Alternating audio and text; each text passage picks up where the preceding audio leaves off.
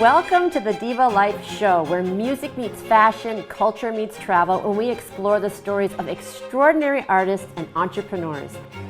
I'm your host and resident diva, Heather Poduska. Today, we welcome American conductor Nathaniel Meyer to the show.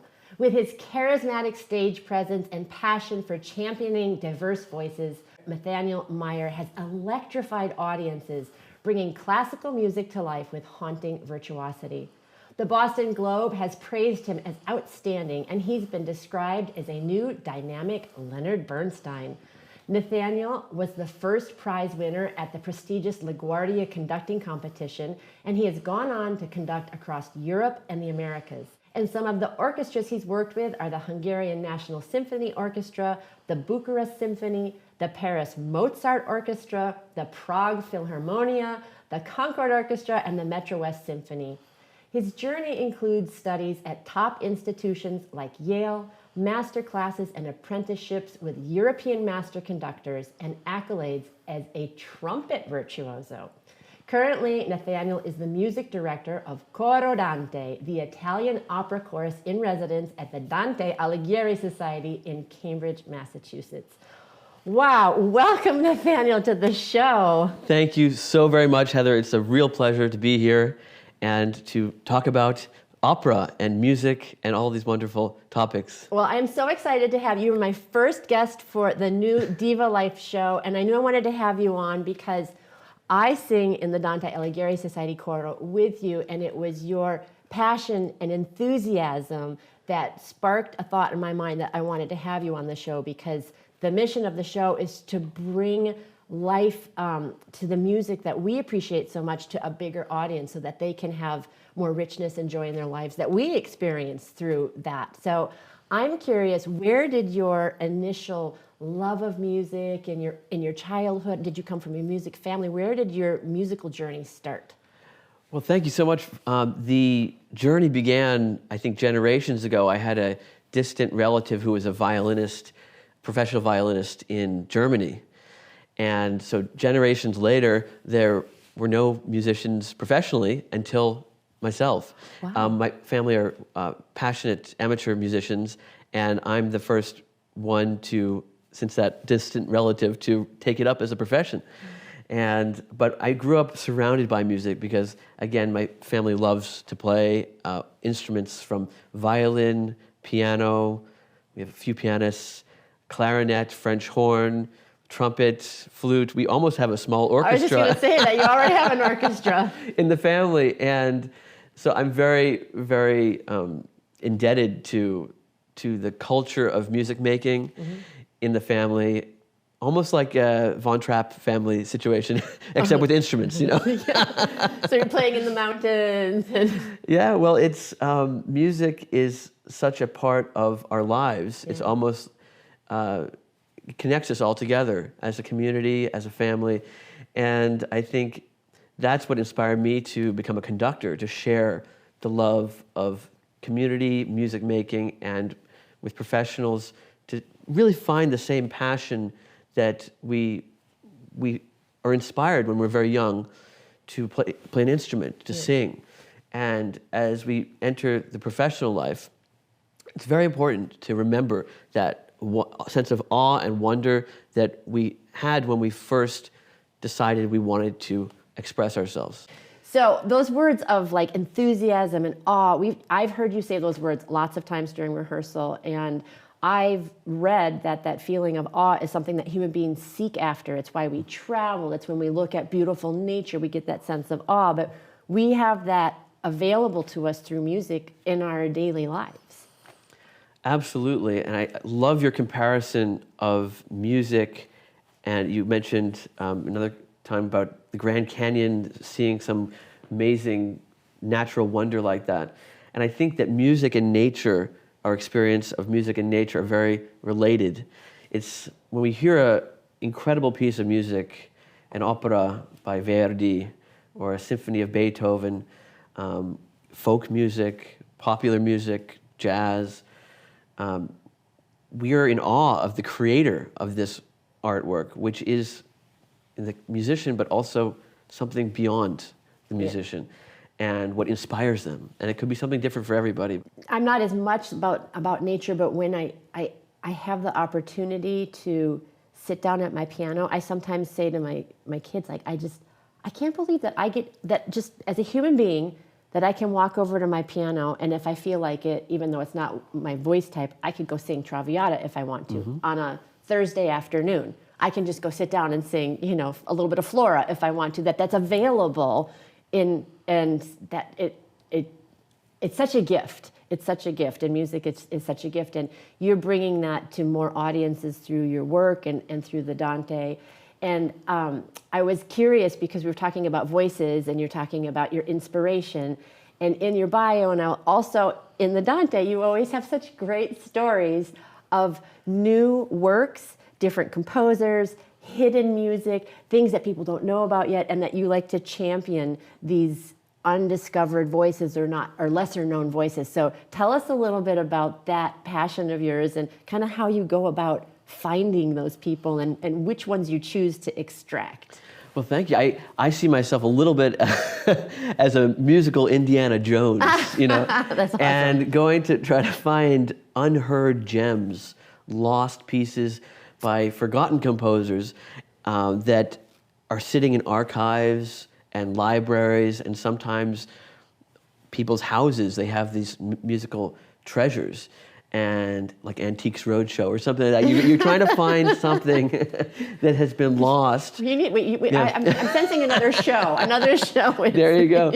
Yeah, in search of the music, really, because I was doing this research into a forgotten composer who was composing at the time of Mozart, and he was actually a friend of Beethoven. And I rediscovered his work in a castle outside of Prague. And this music had been sitting in the basement of this castle, unheard, unperformed, and I was very fortunate to hear of this composer through a sort of a rumor in the musical community, that treasure trove of music. Mm-hmm. So I got really excited about trying to track down this composer whose name is Cartoglieri, and eventually I found the manuscripts that I was looking for, and now I have a manuscript copy of one of the great operas by Cartoglieri called Il Segreto, The Secret, and it's never been performed in modern history. And one of my dreams in the future is to try to have a performance of Il Segreto, and we'll see when we can make that happen down the line. Maybe you would be interested in being part of that. Sign me up. No, oh my gosh, that's so cool. It's a secret, and it's called Il Segreto. Yes. In addition to the opera, I have the First Symphony of Cartoglieri, which has never been performed in the United States. Wow. And so I'm very excited to perform that piece as well. But you only have so much time, and so you have to have these projects lined up one after another. Yeah. And I find with the unheard masterpieces that there's this sense of wonder we're talking about, because the musicians have not performed the music, and I feel almost a solemn duty to present this music literally for the first time. Yeah, and if you're a musician, you've studied a long time and you've been taught the different styles, what's stylistic of Mozart or Beethoven or Italian opera, and you have a preconceived idea of how the music is supposed to go because you've studied it, you've heard it. But if there's an unknown composer, like you're interpreting it for the first time as well. Yes, it's a big responsibility, but also a great joy. Yeah. When I look at a score like the Cartoglieri opera, I'm transported back in time to another time and place. Here is this man, Cartoglieri, who is a friend of Beethoven. And in fact, during the premiere of Beethoven's Symphony No. 3, the famous heroic symphony, Cartoglieri was playing violin in the orchestra. They were working for the same king, the same prince. And so the Prince Lobkowitz was the person who was funding and promoting both Beethoven and Cartoglieri and some other composers at that time in Vienna. And he had the palace, and this is where the performances took place, in his palace. And it's very interesting because Cartelieri, his name has sort of drifted into obscurity while Beethoven's name has become so great, rightly so. But I think when we find the other voices, such as Cartelieri's, we can elevate this voice into the pantheon of musical gods. That's so cool. And then it's happening in the United States. So absolutely. One of the things I was going to ask you is how did you get started performing in Europe? You're from the United States originally, and I think a lot of people in the audience will be like, that sounds so exciting to do that. So can you break it down a little bit? Like, how does one go from being a trumpeter to a conductor to conducting European orchestras? Yeah, well, I try not to focus too much on the career. I sort of let things happen as they do. And I enjoy working with orchestras all around the world. And I think that you always try to do your best work. Yeah. And you always try to put your heart and your soul and your authenticity first and foremost. And that will lead to great things and to performing with other wonderful musicians on the same stage. Yeah. And that's such an amazing thing when everybody is there for the same purpose, same committed, focused, inspired musical dream. You're all on stage for the same reason. And that is to realize the vision of the composer. Yeah. And so I always try to study my scores and to really know exactly the instrumentation and the harmony and the form, from a theoretical perspective, but also from a technical, how do we put it together when we're organizing the performance? So I try to plan ahead with that. And so I think that musicians, they recognize when you've really tried to learn every detail, every single detail, like a blueprint of a building. You know every single measurement of every door. Like Figaro, you know how he's measuring at the beginning of the opera, he's measuring everything. And he's, the conductor's a bit like that. You have to be really an architect, a musical architect of your vision, so that you know exactly the sound you're looking for from the very first note to the last note of the piece. So the job of the conductor is to carry this musical line from the very first note to the very finale. And how do you create a musical tension and a musical sense of beauty and coherence to every single phrase and to every single movement? If it's a symphony, you have 4 movements generally. You're trying to create a sense of connectedness from the very first note to the last. If it's an opera, for 2.5 hours, you are trying to create a story that you are telling. Yes. We are musical storytellers, aren't we? Yes, we are. So I have a question, because you brought up opera. I have 2 questions. How do you get that? So that's your goal. The goal is to get that through line, tell the story. But as the conductor, in your personal style as a conductor, how do you think about extracting the most beautiful sound from the instrument or the singer? What is it that you think about to help the singer get that sound out in the way to tell the story that way? That's an incredible question and a huge question. We could talk about this for 3 hours, I'm sure, but you have 2 minutes. A lot of this is unconscious, and so the musicians, we have to be at the same time very disciplined and know all these details, like I was talking about, but also once you have learned all these details, be able to let go and be present with the other musicians. So I think the presence of a conductor, the awareness of an openness of your musical mind to the other musicians, that invites them to participate and to be inspired as well. And if you're too technical and you're just thinking about you do this, you do that, then the players or the singers, they feel a little bit closed off. But if you are open and you are experiencing the piece, the form, the harmony with the musicians and guiding them instead of dictating to them, then they are very much invited to participate and to share their full passion and devotion for the same notes. Yeah, and I appreciate you saying that, because as a singer, singing with you, conducting, one of the things I so appreciate is that you are positive. You're a positive person. You're a positive presence. You're inspiring. I never feel scolded as a musician. I never feel that way. So it does create more ease, and I can, as I'm breathing, I can release, because I'm like, okay, here we go. And then I can sing. And so as a singer, I notice that, and I so appreciate it, and it helps me sing better when I'm there. Well, I'm so happy to hear that, and thank you for that. Yeah. That's it's very, very kind of you. And to be very, very honest, I love working with you and the Coro, and you're a professionally trained singer, and we have some professionally trained singers in the group, and your singing elevates the group as well. And it inspires everybody, and I really mean that sincerely. Thank you. And absolutely, and I think we are all collaborating, and we all are learning from each other. And the more that we can be inspired, I keep coming back to that word, inspiration, the better. One of the things that I wanted to ask you, you have some big projects coming up with this new composer, and I know you're really excited about opera. What do you look for when you're thinking about casting something or working with a singer?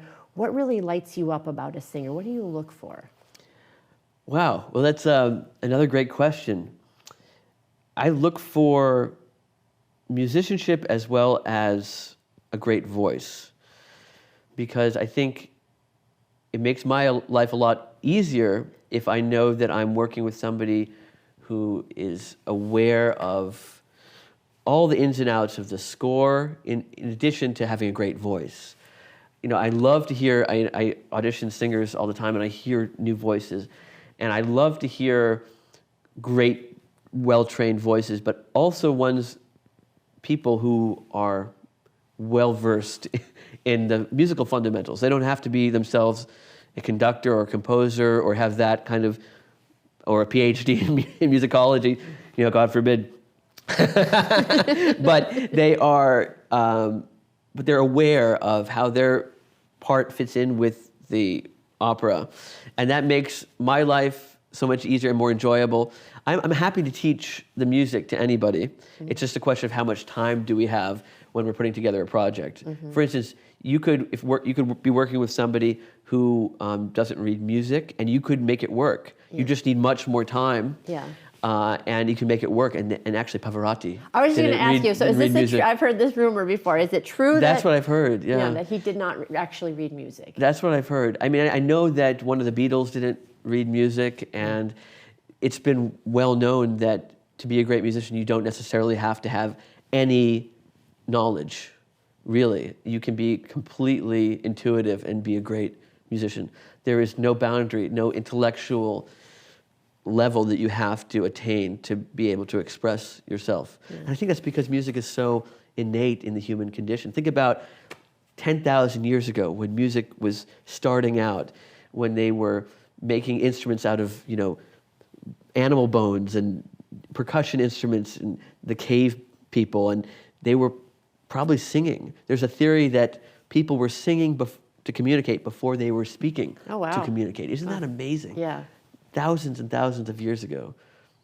And so this music is so innate in human society in terms of how we express ourselves and our relation to each other and to God and to the universe. Yeah. It's that I think about the through line a lot. Like we were talking about how I joined the Coro-Dante because of my daughter, and we found Elaine, the pianist, and we found you, and now you're here. It's like this unpredictable, yet in some ways very reliable breath of life through line. And you talked about it a little bit in terms of when I said, how'd you get to Europe? You're like, I followed the music. That through line that you can't predict, but is also reliable if you follow it. And I think that's I think of that as so speedy. Well, that's beautiful. And the bel canto tradition that we've been talking so much about through the Dante Coro, what is bel canto singing? That is this tradition of beautiful singing. Yeah. It's a tradition, a particular technique of making a beautiful line with the voice, And have you studied the bel canto? I'm curious. Yeah. Well, you sound like you have when you sing. It's very mellifluous and particularly associated with the Italian style of singing. Yeah. And I think Italian opera music, for me, is so compelling because of the musical line. Yeah. And the melody is the most important part of every single moment. The harmony is important too, but it's driven by melodic beauty. So that's one of the things that inspires me about the Dante Coro. And I encourage everybody, while we have the opportunity, to come to our concert at 5 o'clock on April 28th, Sunday, April 28th, at the Dante Alighieri Society. And what kind of music can they expect? They can expect the classics of Italian opera, as well as some wonderful soloists who are going to accompany the coro, including you, Heather, and another soprano, and a tenor and a bass soloist, some of the most exciting opera singers that I know of in the Boston area, and we're all going to sing these classics of Italian opera.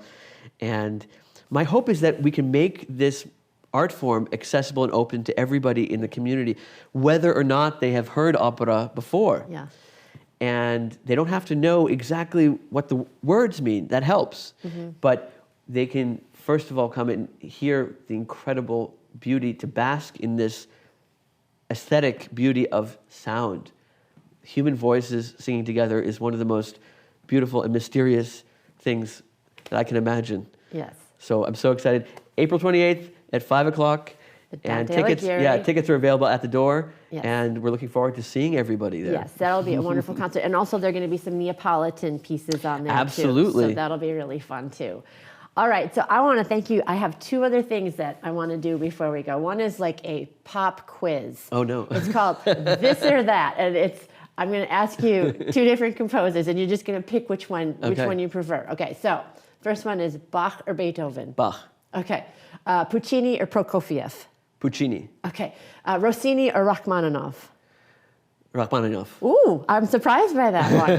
Okay. Bizet or Bellini? Bellini. Wagner or Verdi? Verdi. Oh, okay. Mozart or Mahler? Mozart. Really? Yeah. Okay. Tchaikovsky or Chilea? Tchaikovsky. And Strauss or Stravinsky? Strauss. Okay. Okay, some surprises, some were no-brainers, some were surprises. Oh, that's good. Well, the tricky one for me was Mahler or Mozart. I knew it. I put that on there specifically for you because I've heard you talk about Mahler a lot. So I think everybody goes through a phase of being in love with the Mahler symphonies and the power and the drama, and I still do. But I think Mozart there's such a purity and a ethereal godliness to this music that's completely from another planet and is not of this world. Yeah. So I've become a Mozartian. Okay, cool. And then we're going to end with one last thing. One of my missions is to redefine the word diva for people, because I think it has a little bit of a negative connotation. And I think that I have my opinion of what it means, but I'm curious, what comes to mind for you when you think of the word diva? Maria Callas. Yeah. And I think it's great. And I think that in order to be a star, an operatic star, you have to be. And to be on stage, you have to have a presence like this, like Callas. And it's compelling. It's really compelling, the prima donna. So what's the difference between a singer, a soprano, a mezzo, and a diva?